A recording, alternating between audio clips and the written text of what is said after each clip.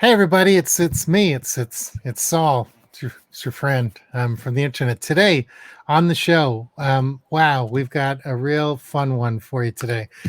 One of like literally the nicest people in the world, and we're going to talk all about that. But on today's show, we have Dave Delaney, and a lot of the people who watch this or are going to listen to it later probably know who Dave is. He's everywhere, and he's made quite a name for himself. So everybody, please, welcome Dave Delaney.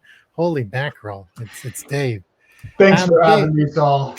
yeah, how have you been, Dave? It's been a while since we've chatted. Yeah, it has. I'm okay. We've had I think obviously I think 2020 has been kind of a garbage dumpster fire for many of us, most of us perhaps. And I'm certainly not in the minority on that one. It has been kind of crappy as well for me. Partly because on May 3rd, not to be confused with the tornadoes, I'm in Nashville, Tennessee, but not to be confused with the tornadoes of March 3rd that destroyed my kid's school. May 3rd, the straight line wind storm came through and put 10 holes in our roof. We had tons of water damage and all that good stuff. So we were basically displaced out of our house for 3 months. And so we actually just got back like last week. So it's nice to be home finally, but that has definitely thrown a bit of a curveball. So there was 4 of us living in a 2-bedroom place. My daughter sleeping on the couch, and Peggy, our adorable mini Aussie doodle. So yeah, it's been fun. That's crazy. Wow, what a bummer to start off on. I know. So one thing I've always been fascinated by you is, for as long as I've known you, your brand has really been about being nice, and I find nice like interesting because my brand has always been sort of helpful and maybe a little inappropriate, and things like nice seems like such a hard thing to own, and things. So I'm curious, like why is it important to be nice, and sort of how'd you nail down making that sort of what you want to be known for? Well, Saul, it's in my DNA as it is in yours because we are Canadian.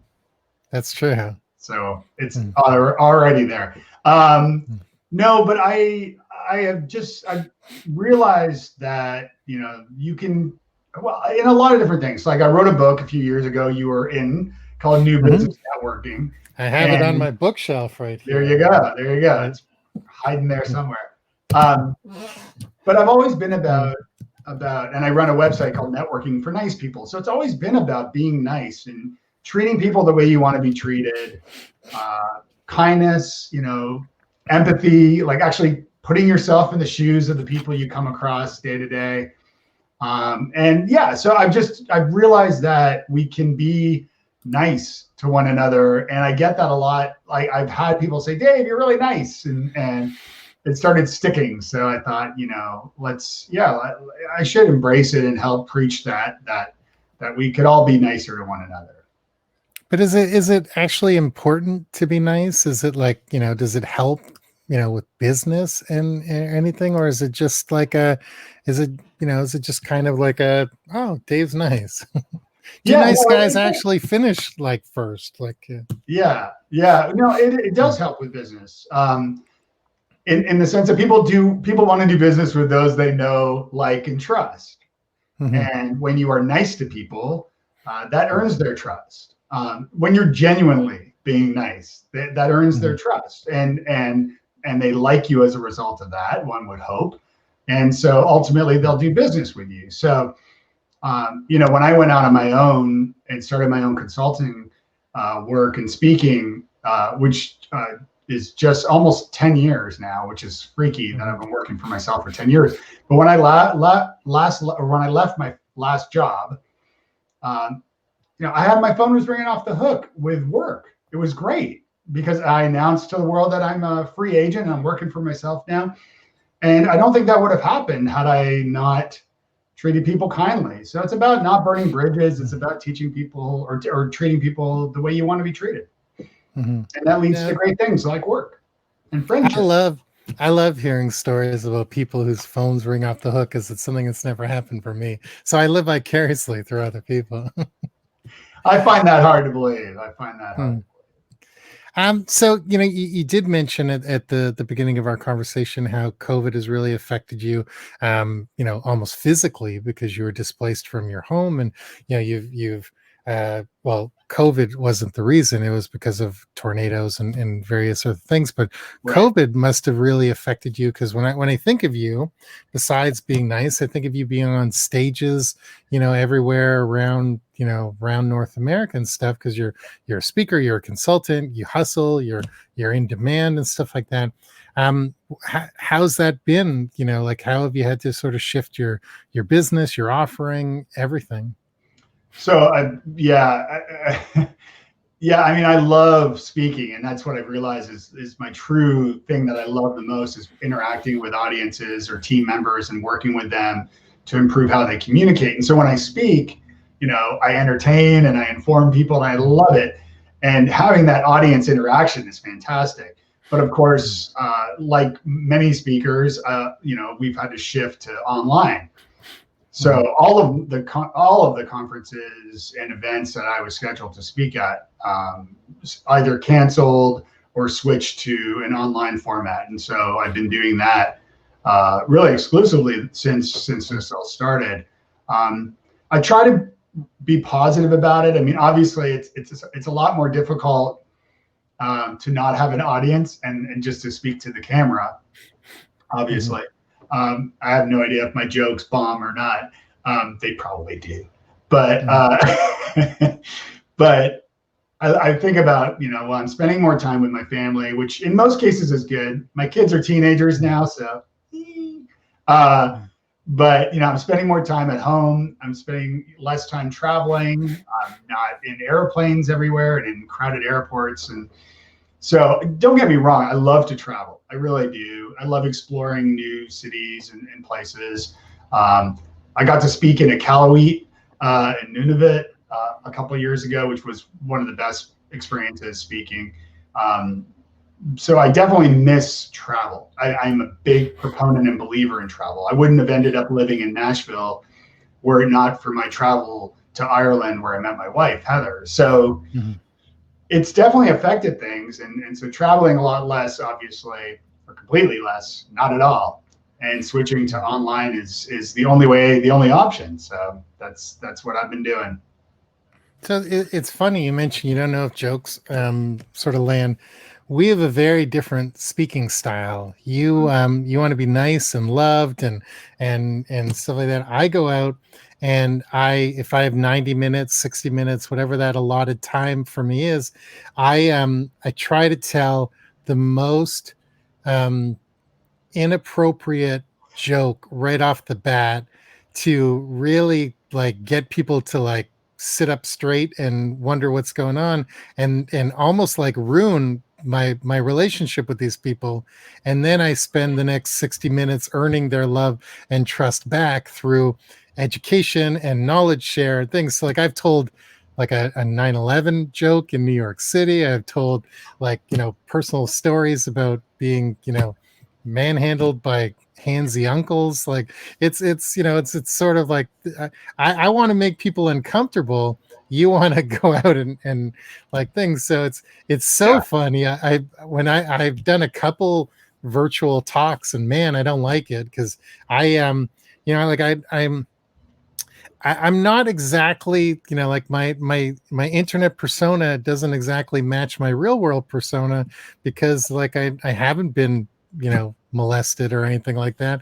But I do really, really love like, feeding off the energy of an audience. Being on stage is like my drug. I don't do drugs. I don't drink alcohol. I'm pretty boring in real life, but man, being on the stage gives you that adrenaline rush and that that real fun thing. So I did my first virtual talk at the beginning of like sort of when they all started, and I told my molestation story to start the thing, and it's like I'm just staring into a camera, and it's like I love seeing the people get uncomfortable and then loosen when they realize it's a joke. And I just assumed, because I didn't even see like how many people were so there, I just assumed it was like end.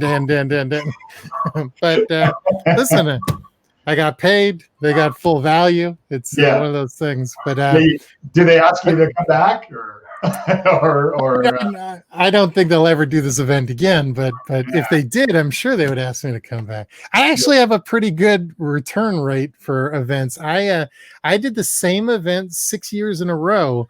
They just kept asking me to come back, which was tough because I had to come up with like a brand new hour of like interesting educational, sort of thing. It's like, it's not like it's like what you call it, Andrew Dice Clay. I remember reading an interview years ago. He's like, I'm not a performer. I can't go out and do my greatest hits. I've got to come up with new material every show, kind of thing. So it's I actually do have a pretty good return rate, but yeah, no, I pretty much have a bit of a self-sabotage streak in me.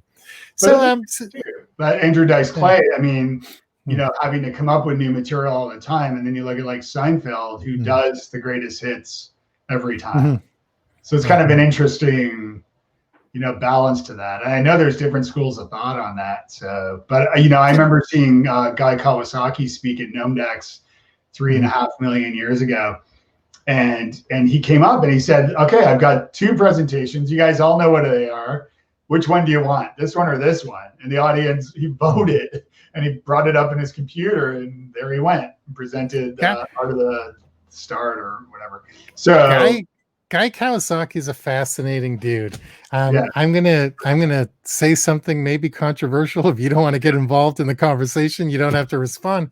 But I couldn't tell you anything that he's done except being in the right place at the right time with Apple, because I've even he was quoted, somewhere in an article that people say, oh, you've got the golden touch. And he said, no, I only touch things that are golden already, which I thought was such a great line. But people throw tons of dough at this guy who I couldn't really tell you if he's good at what he does or not, because I couldn't tell you what he does. Yeah. I mean, he's definitely a great speaker and a charming guy, and absolutely. I mean, I think he does speak to his experiences with Apple back in the day, and he is involved with a lot of different startups and things. So he's involved with those as well. Like I know he does stuff, I think, with Canva. I don't know if he still does, but he was their evangelist for a while. Right. Yeah. Exactly. Yeah. Yeah. So you mentioned Seinfeld, and we're going to get back to you in a minute. You mentioned Seinfeld. I don't know how I missed this throughout like his whole career, but he's not a nice person. I've been rewatching like Comedians in Cars and stuff like that. I don't know if you've watched it recently. Yeah, I love it. Yeah. Man, he's an angry guy that I never noticed before. He is really mean. Did you watch the documentaries? The original one where it's him and then another comedian. Yeah, Comedian was the name of the documentary. I haven't seen it in years, but that guy career was kind of ruined from that documentary. Yeah. I don't know. Like I don't know how I missed like the anger, but he like in Comedians in Cars, I've seen him talk about how he hates like fans. He hates meet and greets. He ridiculed Bob Einstein for being on 22 years of television and not having any money in the bank. Like there's some like, some of it could be like friendly ribbing, but I like you. I would never like take shots at you, like the way he does. I don't know. It's just it's strange. I think you look at the flip side of people I think one of my favorite examples is Penn and Teller, because I'm also like a magic. I love Penn and Teller. Yeah, I love Penn and Teller, and actually Penn Jillette follows me on Twitter. It's like he only follows like 200 odd people, and I'm one. Yeah, we've corresponded on Twitter before, and like he actually I wrote a blog post called "Don't Forget Your Roots," I think it was, and he had this line about even carny trash. I can't remember what it is, but anyway, but the thing with Penn and Teller is that, and I saw them when I was a kid in Toronto, Mhm.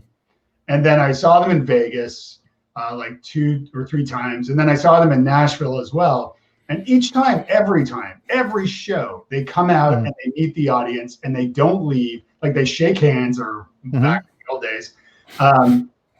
they would shake hands, pose for photos, sign autographs until all the fans were gone, and that's what they would. So every show, if it ended at 9 or 10 or whatever, they would probably be there until midnight or 1, posing for photos, kissing babies, and all that good stuff. So, yeah, and again, I think, I'm a big believer in treating people that way, and I love that they do that. It's really inspiring. I also have a magic trick for you if you want to see it. I will want to see that later. So I don't know if I've ever told you the story, but of like how we became friends. I don't know if you want to admit to this, but I was watching Studio 54 and I said, "Oh my God, that standout guy dancing! I wrote you a fan letter, and you were kind enough to respond." Do you want to tell people about your experience in the movie Studio 54? Yes. So thank you for bringing that up. And I had a crew cut at the time, and so the wardrobe had given me this like wig of just like this terrible wig. So I've dabbled in acting, and being from Toronto, sort of Hollywood North, you were invited to go and sign up for different auditions and so on. But I used to do a lot of extra work, a lot of background work. And so for Studio 54, this is the movie with Nev Campbell and Ryan Philippe and Mike Myers and some other. It was a good movie. It's a decent movie. So I had this scene where when Ryan Philippe first enters the nightclub and he's sort of in awe, and there's a slow motion scene of him walking up to the dance floor, kind of blown away. I'm over his shoulder, like, doing this dance that's just really embarrassing. So that's how that came to be. Funny story with that, though, is I was living in Ireland, and one of the odd jobs I had in Ireland was working at a video store, and had all these different odd jobs there. So I was working in this video store, and these girls come back, and they return Studio 54. And so then they're looking for another movie to rent. And so I queued up my scene. Now, this is in Galway, Ireland, population maybe 60,000 people at the time. And I queued up my scene on the monitor in the store. And when they got their movie to check out, I said, "Did you guys like Studio 54?" And they're like, "Oh, yeah, it wasn't bad. Yeah, it was good." I said, "Do you want to see something weird?" And they said, "Sure." And I showed them my scene. And they were both, as the Irish say, gobsmacked. They were just like blown away. They were like, "What the hell?" And what did I do in my life to go from being in a Hollywood film extra scene to working at a video store? But it was amazing. So yes. So I don't want to tell you how to make your story better, since you're someone who teaches improv. But a better ending to that story would be, and then I went home and wrote "Dear Penthouse Letters. I never thought this would happen to me, but." Yes, that would have been the best ending. Yeah. So let's talk about improv, because you do something really interesting. You teach corporate improv, and I want to know all about this. Like, what is this? And then I want us to do an exercise. Okay. Yes, and baby. So yes, and I'm supposed to yes and everything you say, right?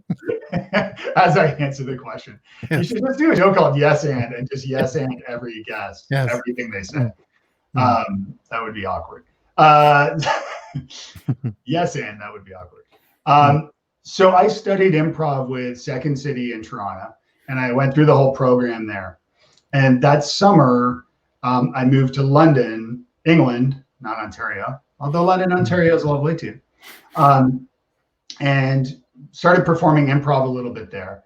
And then I went to Ireland, and in Galway, I actually went to an improv class, cherry-picked some students, and created a troupe. And we started performing improv every Thursday night for like a year plus 2 years, whatever it was. At this after hours. What was the name of your troupe? The Lads. The Lads. The Lads. Not to be confused for a boy band, but go on. Yes. Well, that was the other side of it. Yeah. do what I could for Guinness. So yeah, so we were performing improv every Thursday night, and then a tech company in Nashville, a big company, hired us to come and deliver like a workshop using improv.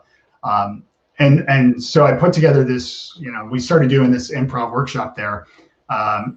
Anyway, fast forward to 2015, I was invited to go and speak at HubSpot's Inbound conference, and I was going to do a presentation around communicating more effectively using social media. And I realized, that I was sort of preaching to the converted there, and that, I didn't want to talk about Facebook or Twitter or LinkedIn for that specifically. So I pitched the idea of doing a presentation called Improve with Improv, and how to use the skills from improv to improve the way you communicate. And I did the presentation, and it went over really well. And I had agencies reach out and ask me if I could do some workshops with them. And so I've been doing these workshops. It's not just an improv workshop, it's a communication workshop with a focus on skills learned from improv. But they differ based on the client and their needs. And of course, I'm doing them virtually now instead of in person, which is slightly different too. But I mean, that was a big focus. Is I wanted to teach people how to improve the way they communicate better, basically. And improv skills can help with that in a major way. And so that's what I've been doing, and it's been going really well. And I have this presentation that I've done just several times. I did last night for an organization called the Master Communicator's Secret Weapon. And so in that talk, I reveal, don't tell anyone, the secret weapon is improv. But what I don't want is I don't want people thinking like, oh my God, I got to perform improv, or, oh, that's cheesy comedy stuff. I'm not interested in that. The difference too is that when I do this, my background is I've worked in many different businesses and corporations. And so I bring sort of that side. I've worked in cubicle hell, and I know what it's like to work for companies with poor communication and what that feels like as an employee. So my purpose of this is to really help improve communication, not just teach improv, but actually improve communication. Very cool. So you sort of talked about where the idea came from. Is there any funny stories that you can share?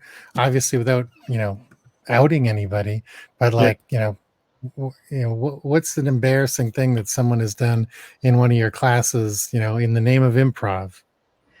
That's a good question. I haven't. There's been nothing really that stood out that way to me. I think, the reason why I don't sell it to the team members as an improv class is I did do that early on, and what I realized was people were extremely nervous, extremely standoffish, very uptight. Not everyone, but some people were, because they were just like extremely fearful of having to do this, or they thought it was stupid and it doesn't apply to their business. And so it wasn't like any one specific thing that happened. It was more a realization early on that this shouldn't be an improv class. This should be a communication class, because it's also not just improv. It's also, I design it each time for clients based on what their needs are. So there may be email etiquette stuff. There may be, different aspects of presentation skills, for example, and things like that. So no, I'm disappointing. I know. Selfishly, I was hoping there'd be a great story that involved like somebody saying something inappropriate and HR basically swooping in before like your whole course was even done. But right. Yes. Luckily, the companies I've worked with have behaved well, so I haven't haven't run into that, thankfully. So I have been accused of choosing the wrong words sometimes in my communication style. So let's help me. Tell me, how can I be a better communicator? Because I tend to not be aggressive and not be forceful or mean or anything like that, but I'm sometimes a little too direct. So how do I I don't know. How do I become a better communicator? I think leading with acceptance and being empathetic is incredibly important. And I think putting yourself in the shoes of the person you're speaking with, in their head, and approaching it that way when you have conversations with people, rather than just say what you have to say. Instead, you know, consider what they're going through. Like I mean, especially these days where everybody's having a hell of a year, there could be a lot of factors that are taking place behind the scenes that you may not be aware of when you have a conversation with somebody. So rather than being so blunt and so direct, it's good to maybe start a little softer. Maybe don't get right to the meat of things right away, but have a little conversation ahead of time, and perhaps find out a little bit about what's going on in their lives, and then maybe being a little more empathetic in how you approach things. Okay, so I should be nice, is what you're saying. Be nice. It all comes back to nice. Yes. I saw you did something really interesting recently, and and I don't know if this is because of everything that was going on with your house or just everything thing, but you took a social media vacation. Yes. And for people like you and I, who, well, at least myself, my belief, you may disagree, but I think, so much of what I do is being top of mind and being out there. And I'm not one of these hardcore content people like someone like Chris Brogan, who I love and admire. And Chris is, has a new insight every day, and he's, you can't go anywhere without seeing Chris. I sort of pick my spots. I try to, have something fresh every week, and hopefully that, that's sort of the cadence I go by, because I do have work to do, and I can't be online every minute of every day. It's not who I am. I'm like, I'm not an influencer. I'm not a, someone like that. Like I'm trying to be top of mind to get work, so I can go away, do the work, come back, be top of mind, and get work and stuff like that. But the idea of like vanishing for 30 days or however long you were gone for, man, like I'll tell you, I didn't, there was a time over Christmas where I was away. I took like my first break in a very long time, and I wasn't online because there was no internet and stuff like that. And it was a joy. It was an absolute like relief, and stuff like that. But to actually consciously say, I'm just going to take a break for 30 days. Like, I don't know if I have that in me, because I do need a little bit of like validation every now and then. And I do need people telling me that I'm beautiful and stuff like that. So what was it like, and what was the idea behind it? Well, first of all, you're beautiful. So thank you. I will say that. So I'm an early adopter in social, as you are as well. And we both go way back on Twitter, I don't know, like 06, 07 or whatever it was. And all the other social networks for that matter. And so I've been, and I've worked in social media and digital marketing. I mean, that's a big part of what I've done and what I continue to do as well. What I realized was I'd never taken a break from social ever. And Saul's beard is majestic. Yes, Jason. I'd never really taken a break. A day here, a day there, but I'd always, I used to work with a couple brands and represented them, and I was the voice of companies on their social profiles and all that. Mm-hmm. So I realized, it was a combination of the stress of having to deal with the damages of our house from the storm, throw in COVID, throw in living under small quarters, throw in an interest in media manipulation, something that I've always been very interested in. And I realized it's time for a break. So I took July and August off, all social. I did check, for private messages and things. It wasn't that I was taking time off work. I was still working and still trying to find new clients and all that good stuff. But decided that for my own mental health, I needed a break. I'm a big fan of Tristan Harris. Do you know who that is? No. He runs the Center for Humane Tech. He's got a podcast and really great work that he's doing and they're doing there about media addiction or about technology addiction. So I've started doing things like so I took the break off social. First of all, that was an important part of that. But also, I started journaling a little bit and started questioning why I do a lot of what I do. Like if I take a photo, I see something, I take a photo, I put it on Instagram, I put some hashtags in, hoping people will find it, a little description, and so on. But I never really stopped to really think about like what exactly I'm doing here. And so it gave me a lot of time to pause and reflect on this stuff.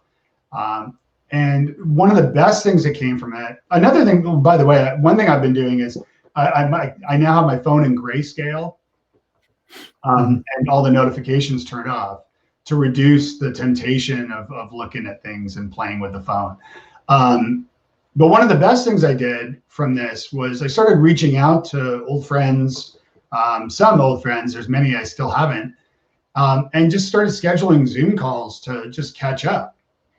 And I've had some really great, rewarding conversations with folks that I didn't need to have in a podcast, and I didn't need to have on Twitter, or, there's a lot more to be said. I tweeted something today about it, but about like, if I see something you say on Twitter, I could like the tweet, and then you might see that and then think, oh, Dave liked that, and then be on with your day.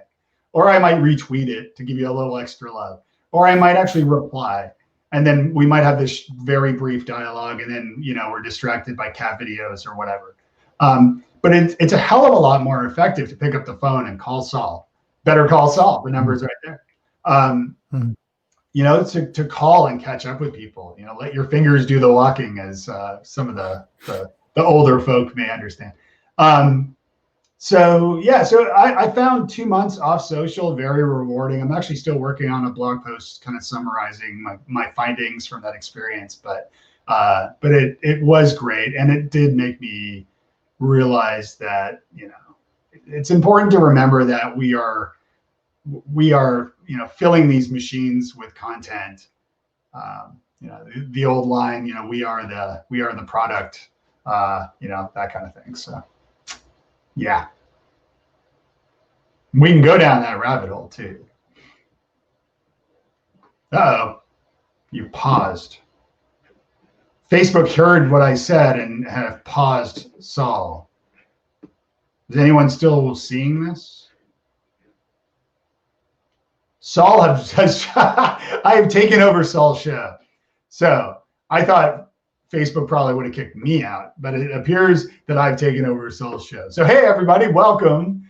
I'm Saul Colt, and I'm thrilled to be here today. Now, this is very awkward. This is when improv starts to come into it. So, is anyone still watching this show? Might be a good question. Leave a comment. Let's see. Because otherwise I'm just talking to myself, which happens a lot. I do a lot of talking to myself.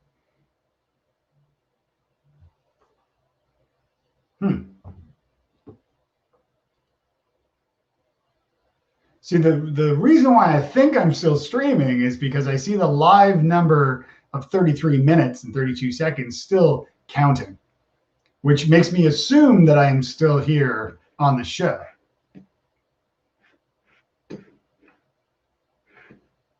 But I do think that it's funny that I've taken over Saul's show. Assuming anyone's actually even watching this. Are you watching the show?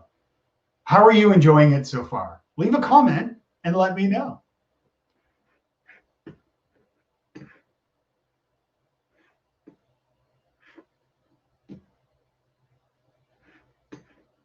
All right. Well, on Saul's behalf, I would like to thank you for watching our conversation today. And if you'd like to get in touch, you can do so at davedelaney.me. And of course, I'm on all the social networks, still there. So you can always hit me on Twitter or Facebook or LinkedIn or what have you. But I guess since I'm not seeing any questions or comments, I'm going to assume that you may not even be able to see this right now. All right, everybody. Thanks for coming, and I will see you next time. I'm Saul Colt, and Dave Delaney is just the nicest person in the world. Good night.